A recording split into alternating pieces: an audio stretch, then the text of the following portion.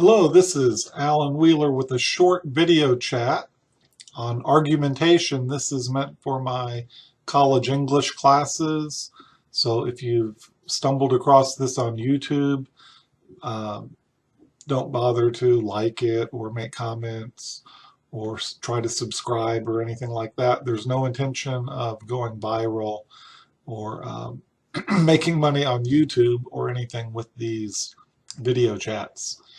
The first thing I'd like to talk about in the general topic of analyzing arguments is just this, recognizing arguments, first of all.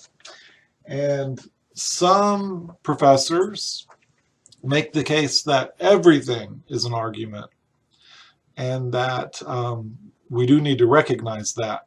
For example, if someone comes up to you and greets you warmly and says hello with a firm handshake, it could be argued that they're trying to persuade others that they like them, they're happy to see them, and to win them over. Similarly, just by putting a news story on the front page of the newspaper makes the case that that story is important.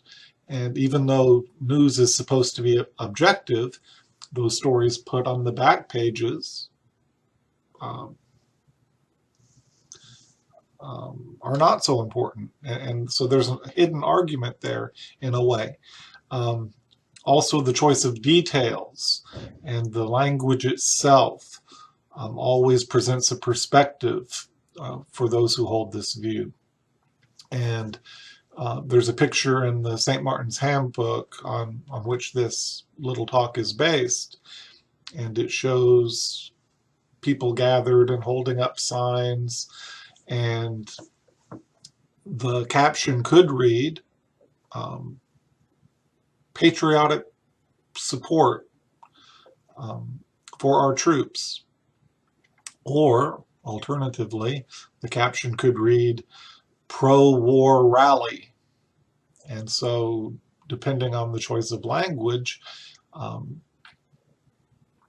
it could be, an argument could be made, a positive or a negative connotation given to the picture, which would seem to be objective.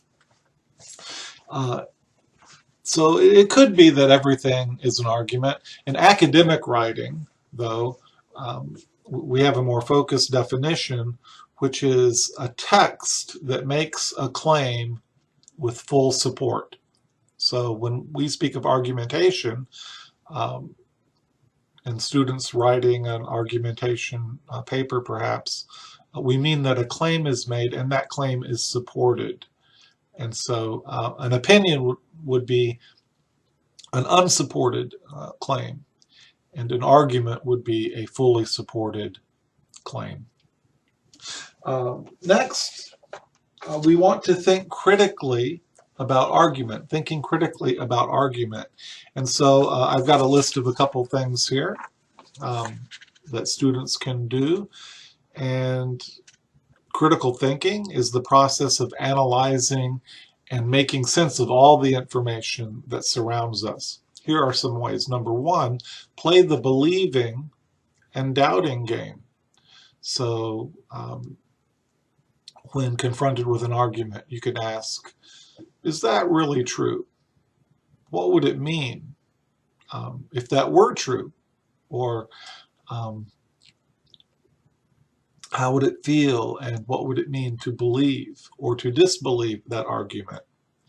And so kind of role-playing that is one way to begin thinking critically about argument. Very important is number two, asking pertinent questions. What is the writer's agenda? What are the writer's assumptions? Why does the writer hold these beliefs? Is there some group promoting these ideas behind the writer? What does the writer want readers to do? Is she selling something? And what is that writer really promoting?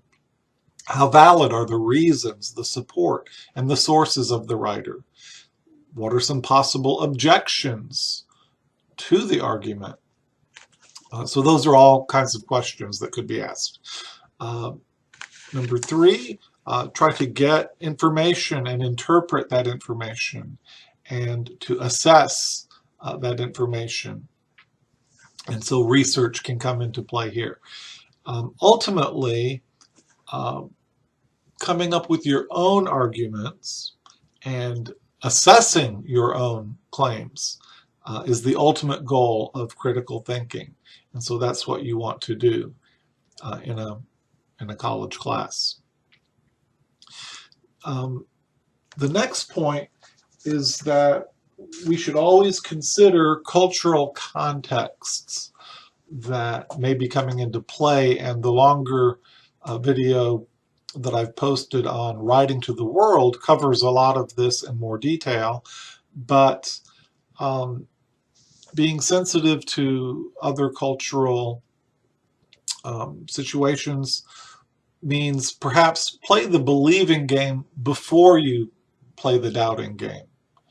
And so that's just a matter of be open to new ideas and be open to different ways of thinking before you start breaking apart everything and taking apart the argument, perhaps. Also, remember that there's a great variety of individual differences within a culture. So even if you may have some idea of cultural diversity or cultural differences, just don't attribute too much. Don't stereotype the group members overly. And above all, watch your own assumptions. If you believe that if you're brought up in the West, you may believe that statistics give better support, perhaps, than religious precedents. But as the story Dead Man's Path showed, the schoolmaster who blocked off the pathway where the spirits were supposed to travel, the dead spirits were supposed to travel to the afterlife, when he tried to block that off and did not honor the beliefs of the community, he just got himself in more trouble, and he didn't earn any credibility. And so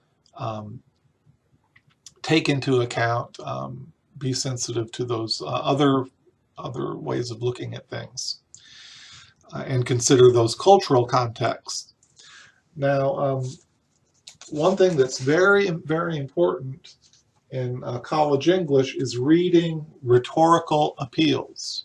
Reading rhetorical appeals. And another way of referring to this is rhetorical analysis. So we do want, ultimately, we do want to break down how people are making the arguments, not that we don't value those arguments. And so the going back to Aristotle, we have the 3 rhetorical appeals, the emotional, the ethical, and the logical. And let me try to give some examples of each one. This is a very convenient way to break down an argument and to discuss an argument. First, the emotional appeal, sometimes called pathos, appeals to the heart, the values of the audience. Often stories or imagery is used, and a good example is in the Martin Luther King Jr.'s I Have a Dream speech. He uses repetition like a drum beat. I have a dream, I have a dream, I have a dream. And he uses visual imagery and references to Abraham Lincoln and the Bible that are very stirring emotionally. So again, emotional appeals speak to the heart, the values of the audience. The ethical appeal refers to building credibility of the author. And so when an author makes the ethical appeal, often he will refer to his experience or her authority in the field. Having spent years studying a topic or having credentials in the field will build up that trust and credibility. Also, being even-handed and fair in making the argument is a way to build trust with the readers. And this is called the ethos, referring to the trust or credibility of the person. Sometimes the goodwill of the writer or the moral character of the writer builds credibility. The used car salesman who says, "Trust me, you can trust me," is making the ethical appeal, actually. The strongest one probably in Western universities is the third, the logical appeal, and this is, of course, using support, evidence, facts, studies, observations, testimonies, experiments, and it appeals to the mind rather than the heart, reason, and those kind of things. And that is the logical appeal, usually the strongest in the West. So those can be broken down in rhetorical analysis. To end, I would just like to talk about identifying fallacies, because the argumentation and the rhetorical appeals can be used in a good way. They can also be used in a bad way, and a fault or failure or mistake is called a fallacy. So I'm going to run through a few very quickly. These are in the St. Martin's Handbook if you want to look at them more closely. But the ad hominem fallacy is using personal attack or name calling. Here's an example. Who cares what that fat loudmouth says? And so it's unreasonably attacking the person. Number two, guilt by association. Unfairly links a person with a supposedly bad person or activity. An example, don't trust her. Her husband had a gambling addiction. Okay, not only is that addiction in the past, it's her husband, not her. So that's a fallacy or mistaken reasoning. False authority shows celebrities or experts in another field or from another field supporting a claim. So very common in advertising, using a NASCAR winner to advertise a bank or credit card or something. It might be more appropriate for an athlete to advertise athletic shoes, but many times the celebrities or experts are outside their field. They're not really a doctor, they just play one on TV, perhaps. Number four, bandwagon appeal suggests that a great movement is underway. Everyone is drinking this kind of beer, so why don't you drink this kind of beer too? It's almost a kind of peer pressure, and sometimes I wonder when there's a campaign going on and various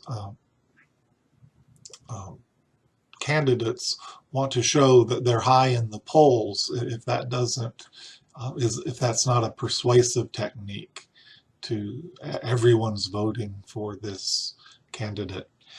Number five is flattery, and it suggests that readers are thoughtful or perceptive or intelligent to agree. So an example would be, oh, you must have superlative taste to wear bling diamond jewelry. So it appeals to the pride of the reader or the customer. Number 6, in crowd appeal, suggests that readers are part of an elite group. Number 7, veiled threats. Try to frighten readers into agreement by hinting at consequences. For example, the Public Service Electric Company must get a rate increase or your service will suffer. You can look in the book. There are false analogies, and in which the comparison between two things doesn't really work. They're not really alike in some important respects. Begging the question is a circular argument. It treats something debatable as though it's already proven. For example, TV news covered this story adequately. In fact, I learned everything I know about it from TV news. Well, that argument just goes in a circle.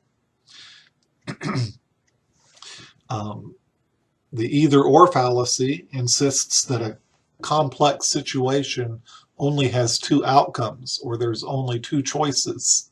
So sometimes someone trying to sell a product will say, how many do you want? Not leaving. It's kind of the optionless choice. But one example here would be, we either need to build the new highway or get ready for downtown business to close. So, but there may be more than two alternatives. The hasty generalization, we're all familiar with jumping to conclusions.